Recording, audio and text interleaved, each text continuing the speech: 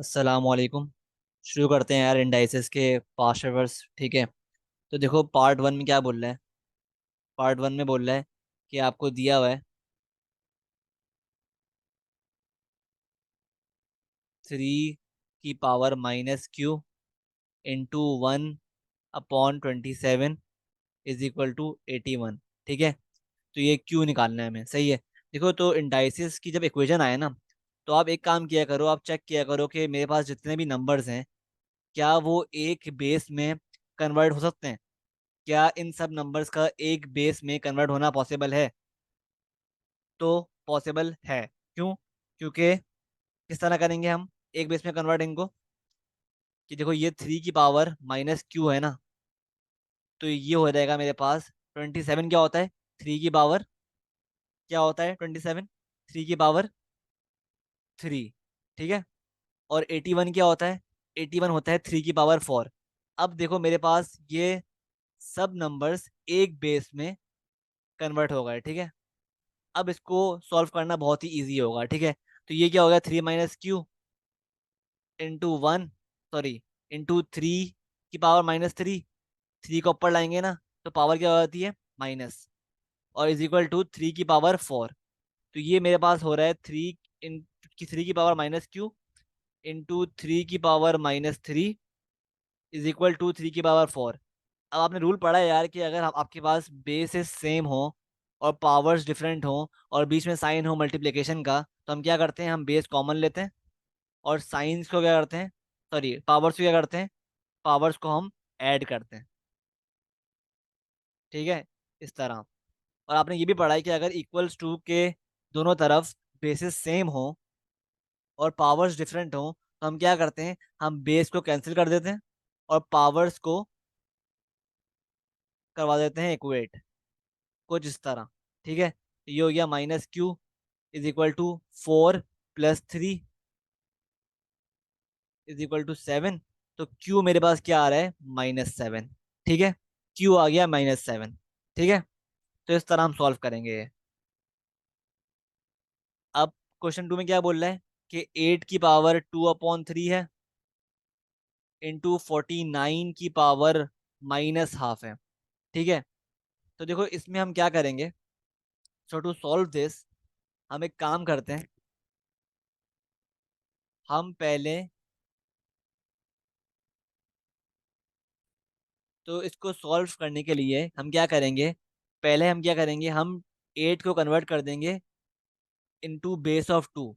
8 क्या होता है 2 की पावर 3। ठीक है, होल पावर क्या है 2/3। सही है। और इसको कर देंगे कन्वर्ट 7 की पावर स्क्वायर में।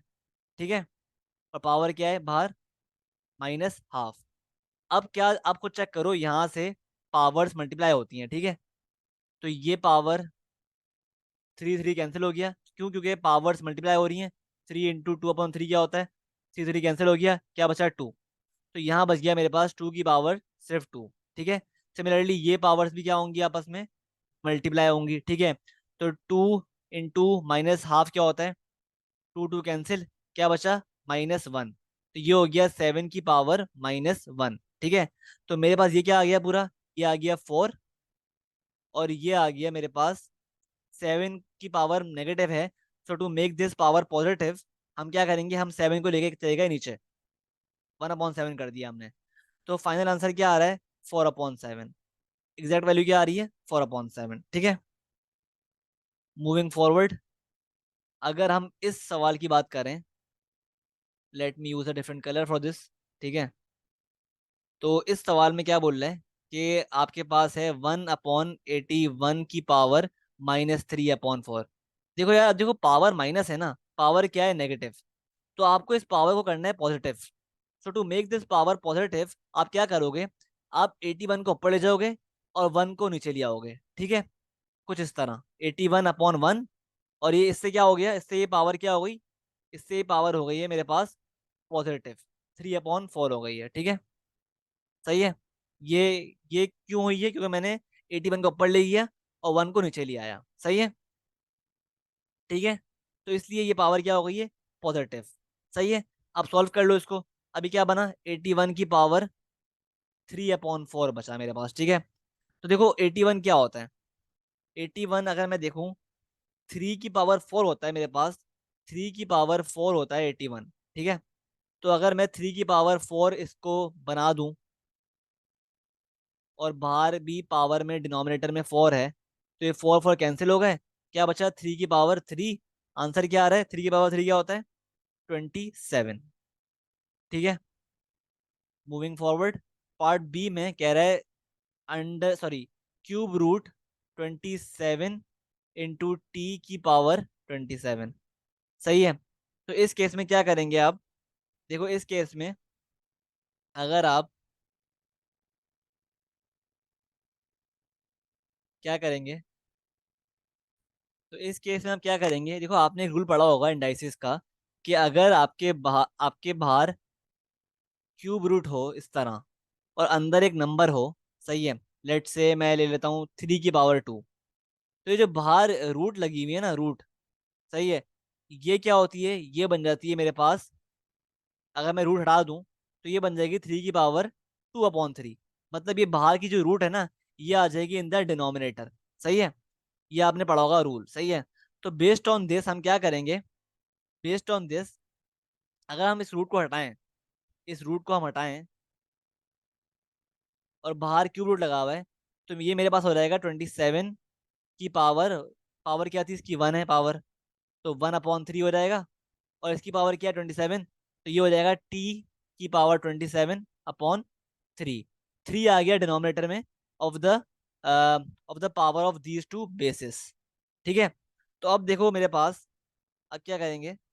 अब ये क्या आ गया? 27 की पावर 1/3 इंटू T की पावर 27/3। तो 3 1 3, 3 9 27। तो ये हो गया 27 की पावर 1/3 इंटू T की पावर 9। तो T की पावर तो आ गई 9 मेरे पास। और 27 को मैं अगर लिखना चाहूँ इस तरह, कि 27 क्या होता है मेरे पास? 27 होता है मेरे पास 3 की पावर 3।